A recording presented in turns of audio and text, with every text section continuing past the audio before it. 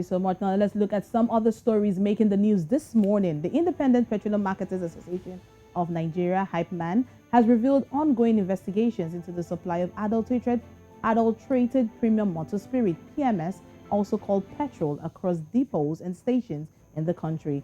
IPMAN President Chinedu Okoronkwo, during an interview yesterday, confirmed that the suppliers were being investigated by the regulatory bodies in order to determine the culprit, adding that the Nigerian National Petroleum Corporation (NNPC) rejects any petroleum product not in line with the required standards. Well, Chinedu Okoronkwo stated that about 100 million litres were reported to be contaminated, and the filling stations have been mandated to stop selling for evacuation. Well, Breakfast Central's Michael Ganes speaks with energy expert and team lead Platforms Africa, Diola Yusuf, on the implications of the fuel scarcity in Nigeria. How long do Nigerians have to go through this fuel scarcity?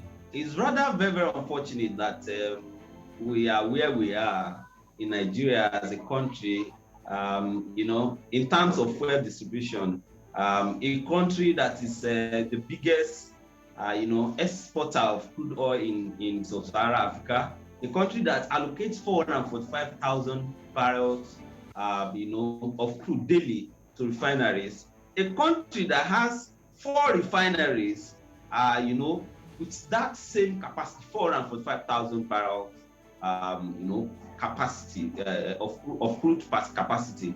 It's rather very, very unfortunate that is in that country we are talking about off-spec, premium metal spirit petrol imported in the country, and unfortunate situation. But back to what you have just asked, the question you asked: for how long are we going to be in this, rather disheartening situation? It's going to last at least 15 days. And I said 15 days because that is the span, that is the time it requires for placing of order, for refined products in foreign refineries, placing of order,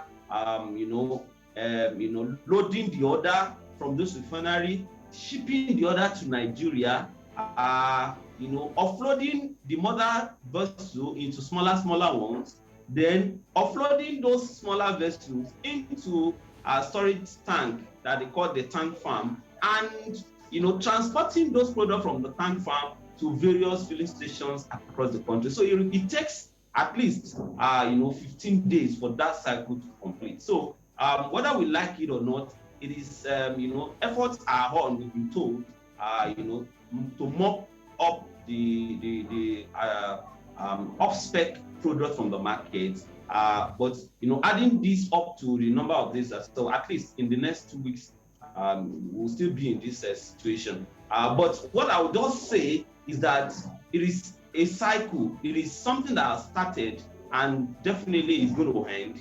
That cycle is going to complete, like in the 15 days that I said. So Nigerians should, as a matter of fact, be aware of this, number one. And number two, everyone should try as much as possible not to panic buy.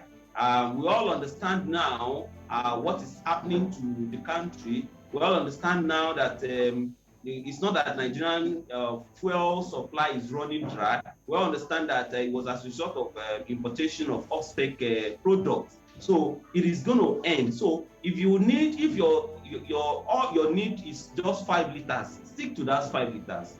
Who should Nigerians hold responsible for this? Foundationally, it's important that I paint a picture.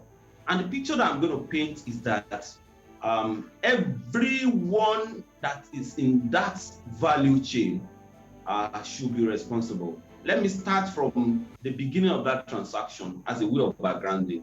Nigeria has 4 refineries, 2 in Port Harcourt, 1 in Warri, and another one in Kaduna. All the 4 refineries are not working. As at the last count from data released by the Nigerian National Petroleum Company Limited, it shows that every month 12 billion naira at least is spent on those refineries, on those assets, and they are producing. In return, they are giving the country 0 naira.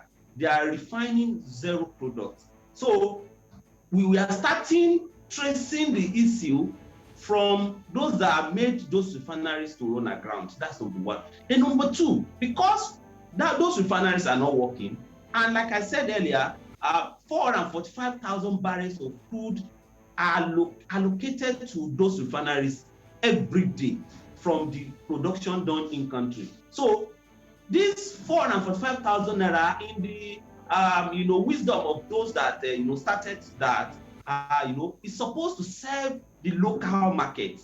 It's supposed to be refined in those facilities and distributed to the local market. In their wisdom, they felt that whatsoever happens to the crude oil at the international market shouldn't affect the local distribution, local production. So that 445,000 barrels now, what is happening to it is that they are subjected to some kind of contract.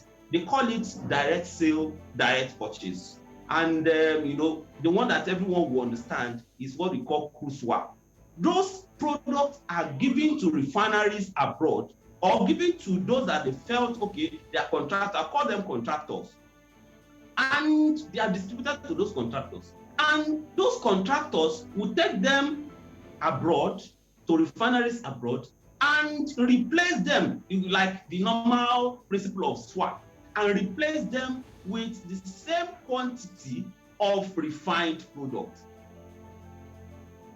And you just heard from the energy expert and team lead Platforms Africa, Adiola Yusuf, talking about the implication of fuel scarcity in Nigeria. Now, this is a scenario that could have been well prevented. I mean, if people who were to do their jobs actually did their jobs. That's right.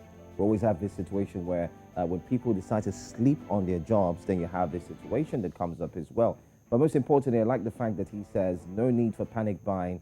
Take your time. It's going to take about 15 days, like he said, to ensure that the entire mess is cleared up. But up until then, ensure that you do not panic buy. I mean, I got fuel this morning. I was panicking. Yes, I did. In short, I did excessive full tank.